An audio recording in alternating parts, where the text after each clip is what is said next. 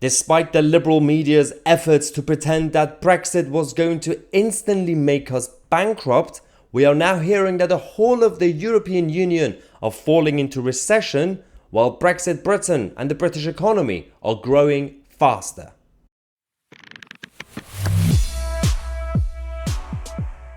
Isn't it interesting that the media narrative is no longer working? The propaganda that until a few years ago might have worked, people are waking up to it. So what we're going to do now, I'm going to talk about what's going on with the British economy, quick update on that, but also now show you the indications that it's not just the Eurozone, it's not just France. Oh, the whole of the European Union, the whole of the economy in Europe are going down.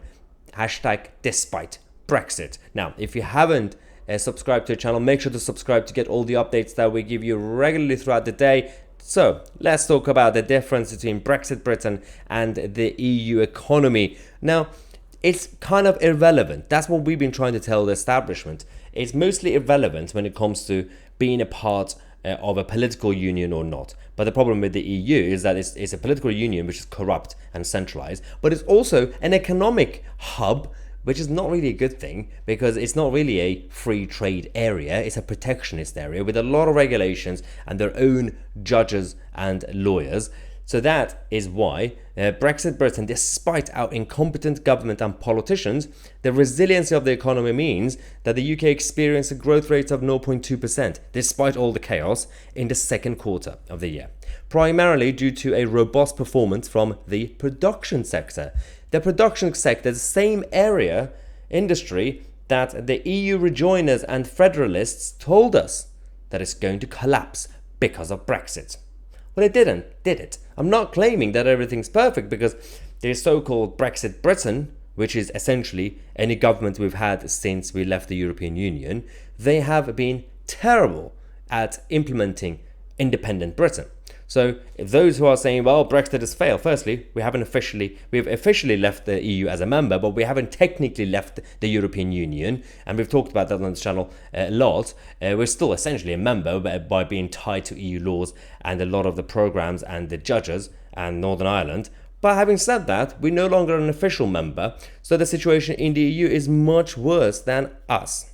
The EU's GDP figures for April to June were revised, showing a growth of only 0.1%, a decrease from the previously estimated 0.3%. Now, these are tiny differences, right? You think. But these tiny differences matter because where's the burden? On the big economies in the EU. You've got 27 member states. This is basically the average of every single country. So a lot of countries are collapsing and some countries are trying their best to perform. So that is the 0.1% in total.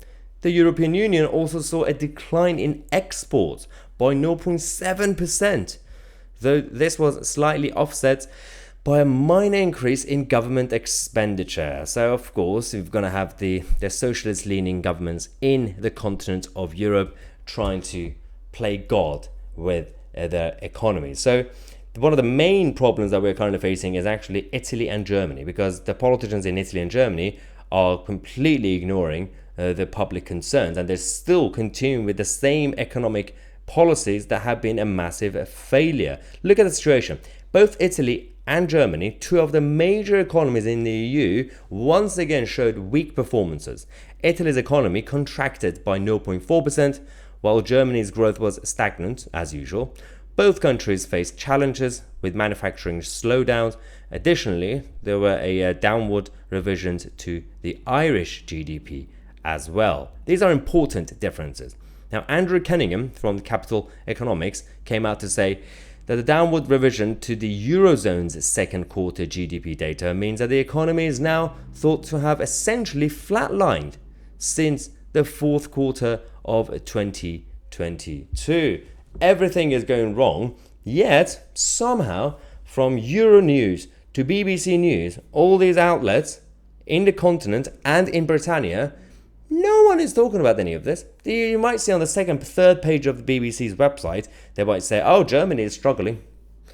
But they wouldn't really scrutinize what's happening inside the continent, every single government. Do you know why? Because there's a mask, there's a shield that's been created, which is the pseudo-parliament, the European Parliament, and that's supposed to be the scapegoat. And every time something goes wrong, they have fake debates and speeches and votes inside the European Parliament chamber instead of actually scrutinizing each politicians and governments of those countries, the EU member states. This is how they get away with corruption and incompetence on a regular basis.